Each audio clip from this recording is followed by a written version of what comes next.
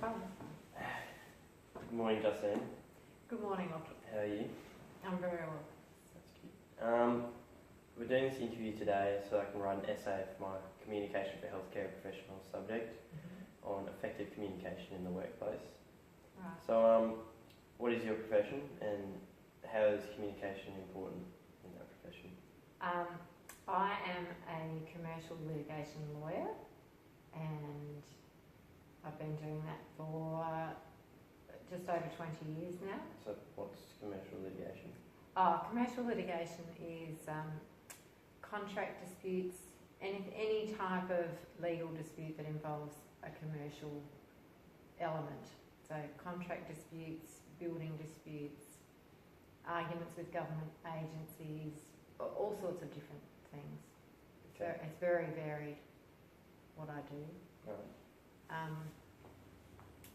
But you asked me about communication in my job, and I would say that communication is really important in my job and what I do, and I communicate with all sorts of different people during the course of what I do. I communicate with clients, I communicate with other professionals, I communicate with employees at my work, I communicate with my employer,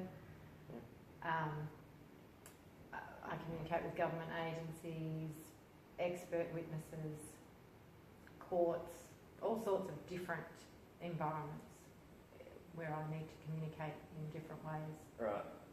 So, because there's so many different environments, do you change up how you communicate depending on who you're talking to or the situation? I do. I absolutely do. So my clients can be anything from mums and dads. I often give advice to mums and dads about going, or ordinary mums and dads, ordinary people, about going guarantors on home loans, for example. And so they're guaranteeing the borrower's borrowing, and so I've got to talk to them in language that they can understand. Right, because law is very difficult to understand for someone who doesn't know. Yeah, exactly right.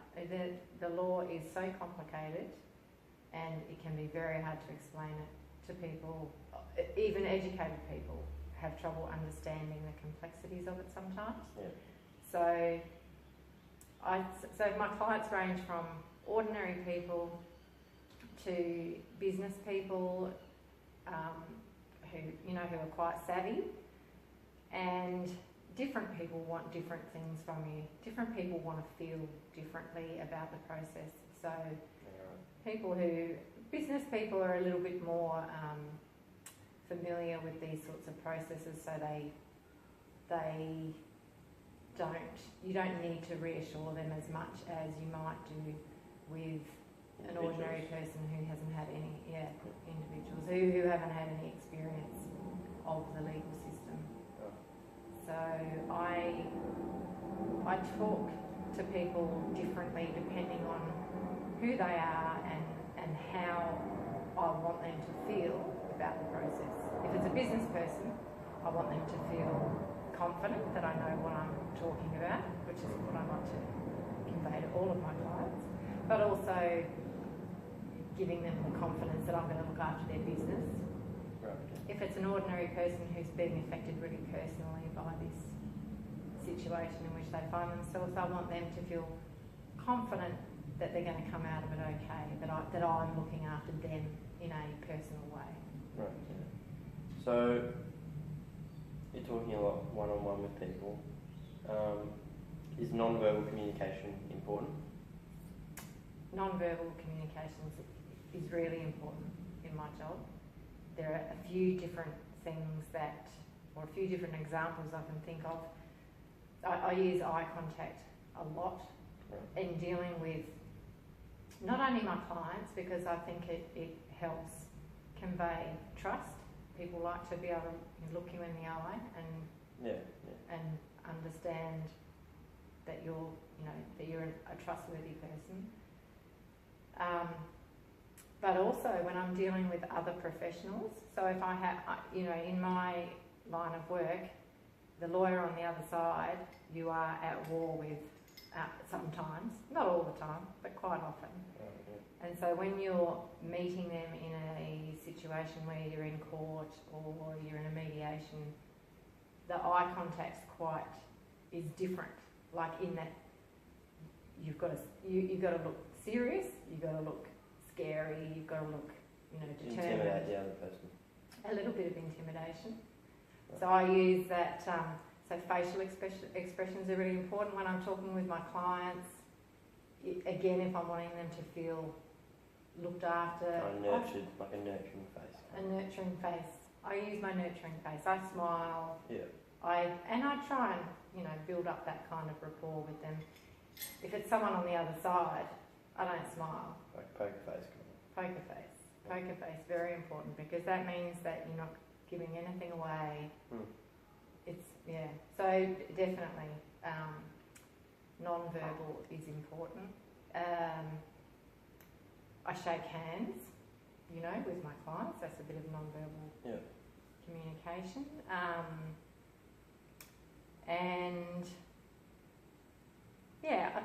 I think that facial expressions, and sometimes, or with certain clients, especially women, if I'm dealing with women, I'll touch them on the arm to reassure them that, I'm with them, I understand. Obviously that's not going to be appropriate in all situations, but as a woman relating to another woman, I feel that that's another useful thing. So the way you communicate non-verbally is different between each sex? It can be, absolutely, yes. Because, again, women want different things from you than men do, and men, in my profession, it's quite male-dominated. So I'm dealing with men a lot. Men on the other side, lawyers, barristers, judges, clients, and they want from you to feel like you know what you're talking about. As a woman, I find that sometimes there can be a tendency to think that I have to prove myself a bit, so I have to communicate in that confident way. It's a confidence thing. Right. So communication can depend absolutely on the sexes, for sure. Can I just tell a little anecdote? I had a lawyer on the other side at one stage who was very condescending to me and said, this is different, this is different to family law, which I've never practiced before, but he assumed because I'm a woman, I didn't understand commercial litigation, I only understood family law. Right. So, have you ever had any situations where there's been bad communication with you or a client or even someone else that you have to deal with? Yes, I experience quite regularly bad communication with, usually with lawyers on the other side. There's a bit of there's a real antagonism that's crept into communication between lawyers these days. It didn't used to be like that when I first started. Now a lot of the younger lawyers use quite aggressive language, especially written. So there's not only communication face to face, but I do a lot of written communication. On email? Email, letters, documents, but a lot of emails, a lot of letters. And some of the language that is used from one professional to another is quite shocking, and it means that the relationship between you and the lawyer on the other side is already on the back foot and already antagonistic, hostile. And that, as you can imagine, has an effect on how the whole matter pans out, how it runs. Because when you for want of a better word, hate the person on the other side, it means that the clients are then, really opposed to each other. It doesn't help the settlement process, the negotiation process, how to, get to a point where both sides are coming together and reaching some sort of agreement about how they resolve this situation. Yeah, and I know from, it's a completely different ballpark, but like in sports, when you hate the other person, it sometimes or maybe in law it can affect how you go about the whole process, maybe. Yeah, that's right. I think that's a good analogy, because it's that even though you try not to be emotional about it, because you're supposed to be a lawyer and you're supposed to be above all that, you do react emotionally, especially to poor communication. Have you ever had to have cultures or different diversities affected any work that you've done? Yes, many years ago, long time ago, I had a native title matter, and so I was dealing with a lot of Aboriginal clients, and that was quite tricky because it was a big family group, and they all didn't like each other, and they all had funny grudges with each other and different family alliances, and that was very hard to try and work my way through that without really understanding, how those differences had come about between them, because a lot of it was a cultural thing, like where they grew up, who their aunties were, so that yes, definitely. And the other issue that you can have communicating with clients is if English isn't their first language. So you have to make a decision about whether you need to get help from someone else to communicate with them. And the other really interesting client I had a couple of years ago was she was legally deaf.